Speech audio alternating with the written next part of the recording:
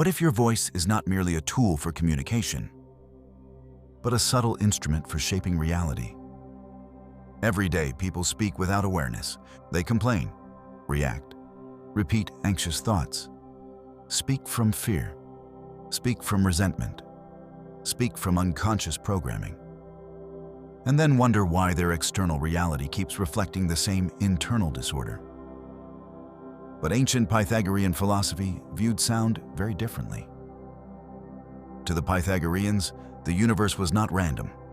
It was structured through number, ratio, harmony, proportion, vibration. They believed reality itself was mathematical, and that sound was one of the most direct ways human beings could participate in that hidden order. This is why music, speech, chant, mantra, prayer, and sacred names were treated with so much seriousness in ancient traditions. Because sound was not passive. Sound organized consciousness, and consciousness influences behavior, perception, emotion, identity, and eventually the reality a person constructs around themselves. Modern people think words simply describe the world. But the deeper occult idea is that words help build the world you live inside. Your speech becomes a ritual. Your repeated phrases become spells. Your tone becomes atmosphere. Your inner dialogue becomes architecture. And your voice becomes the bridge between invisible thought and visible action. This is the hidden Pythagorean science of speech, the transformation of chaotic noise into ordered vibration, the movement from unconscious talking to conscious creation.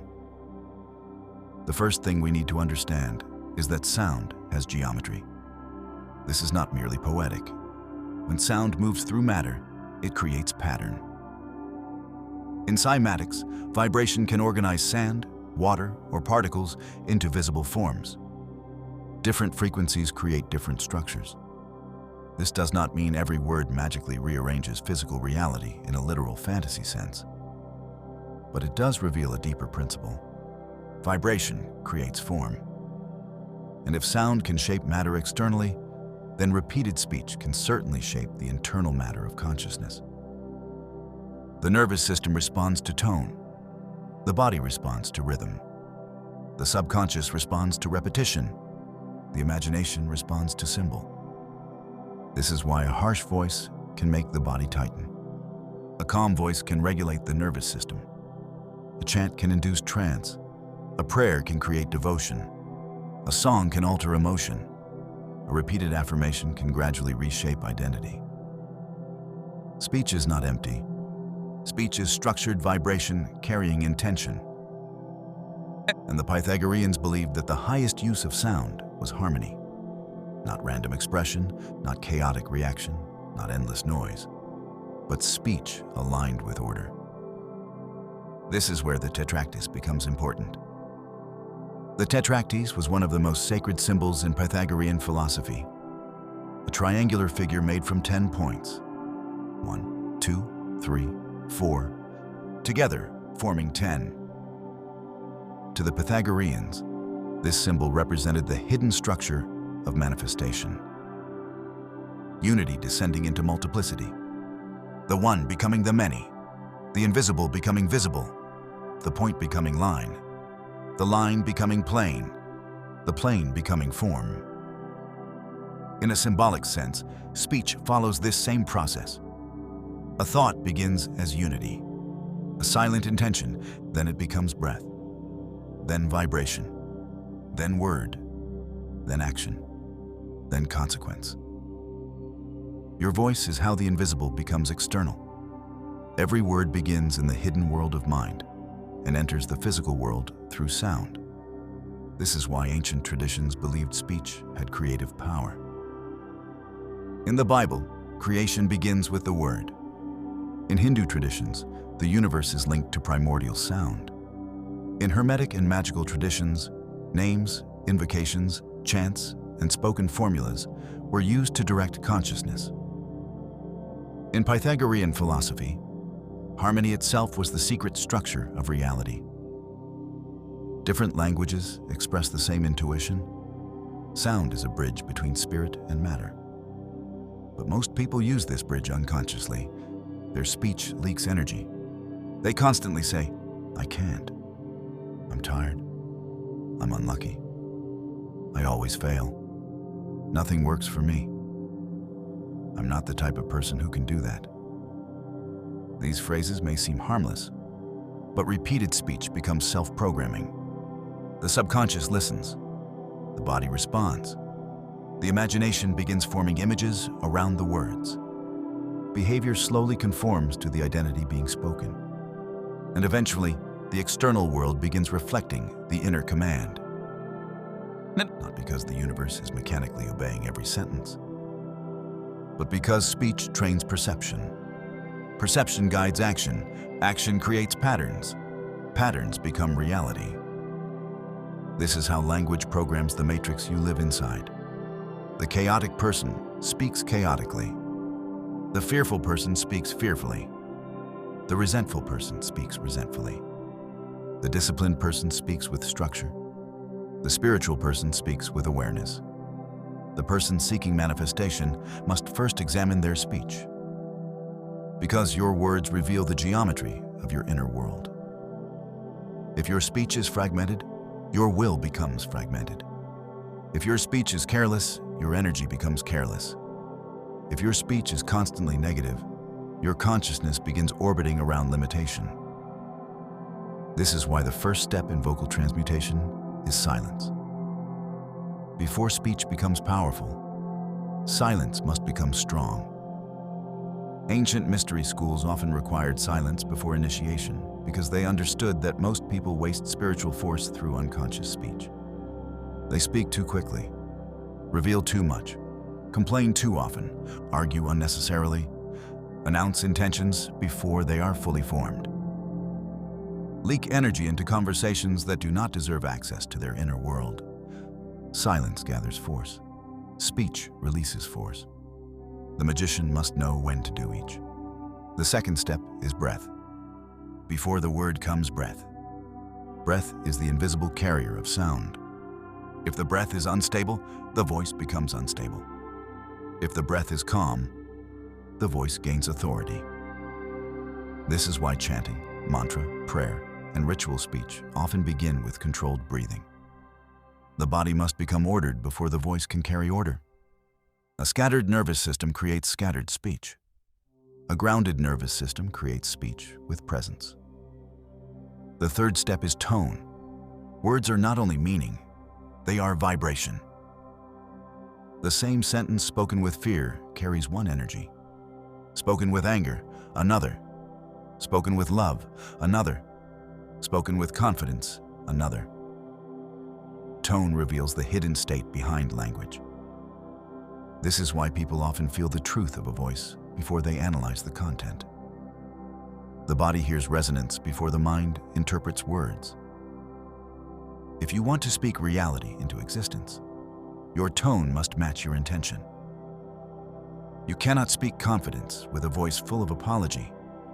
You cannot speak abundance with a voice full of desperation. You cannot speak power with a voice full of self-betrayal. The voice must become aligned. The fourth step is repetition. The Pythagoreans understood that pattern is created through repeated proportion. In the same way, identity is created through repeated language. One phrase may not transform a person, but a phrase repeated daily becomes mental architecture. This is why mantras, prayers, affirmations, and sacred chants exist. They are not random words. They are repeated structures. A way of carving the same pattern into consciousness again and again until the psyche begins reorganizing around it. The question is not whether you use affirmations. Everyone does. The question is whether your affirmations are conscious or unconscious. I am doomed is an affirmation. I never win is an affirmation. People always leave me is an affirmation. I am becoming disciplined is also an affirmation. I speak with clarity is an affirmation. My energy is focused is an affirmation. The subconscious does not only respond to what sounds spiritual, it responds to what is repeated with emotional force. This is why vocal discipline matters. To practice the Pythagorean art of speech, begin by listening to yourself. For one day, observe your language. Do not try to change it at first. Just notice. How often do you speak from fear? How often do you exaggerate your weakness? How often do you curse your own future? How often do you repeat old identities? How often do you give language to limitation? Then begin replacing chaotic speech with structured speech. Instead of saying, "I can't focus," say, "I am training my attention." Instead of saying, "I always fail," say, "I am learning how to build consistency." Instead of saying, "I'm unlucky," say, "I am becoming more conscious of cause and effect." This is not fake positivity. It is linguistic alchemy. You are not lying to yourself. You are giving the subconscious a new structure to move toward. The goal is not to deny reality. The goal is to stop hypnotizing yourself into weakness. This is the deep connection between Pythagorean speech and manifestation. Manifestation is not merely wishing. It is the alignment of thought, speech, emotion, action, and environment. If your thoughts desire one thing, but your speech constantly reinforces the opposite, your internal geometry is divided. The external world receives mixed signals because you are divided inside yourself. But when thought becomes clear, speech becomes deliberate, emotion becomes focused, and action becomes consistent. Reality begins reorganizing around a more coherent center. This is the true meaning of speaking reality into existence, not fantasy, not delusion, not pretending words alone replace effort. But understanding that speech is one of the first places where reality begins taking shape. A person changes their language, then their perception changes, then their choices change, then their habits change, then their environment changes. And from the outside, it may look as if their reality transformed. But internally, the transmutation began with sound. This is why ancient systems connected speech to sacred geometry.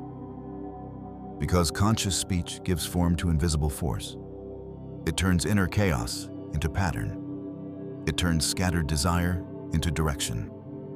It turns intention into vibration, and vibration into action. The Pythagorean secret is that reality responds to order, not only external order, internal order. The more ordered your mind becomes, the more ordered your speech becomes.